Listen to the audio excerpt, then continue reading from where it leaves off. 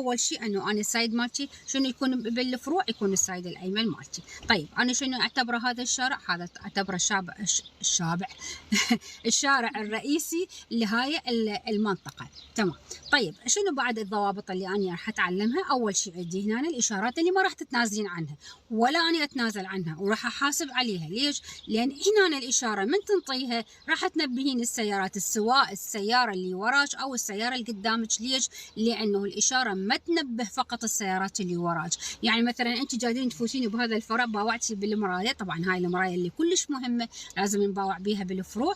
زين، باوعت قلت ايه ماكو سيارات ورايا على من داط الاشاره، صح لو لا؟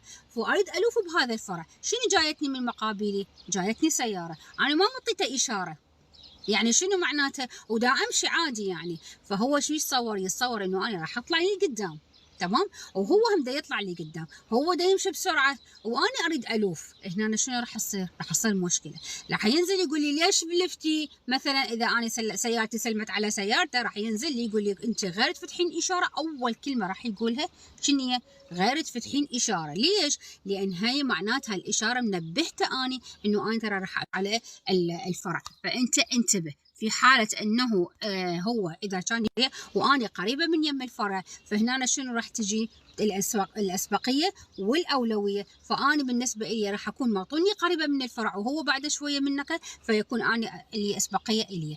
لكن إذا أنا شوية أبعد وهو هنا السرعة مالته أسرع من عندي، فراح تصير الأسبقية إلي. ليش؟ لأن أنا لما أوصل للفرع، لأن أنا أمشي على كيفي، صح؟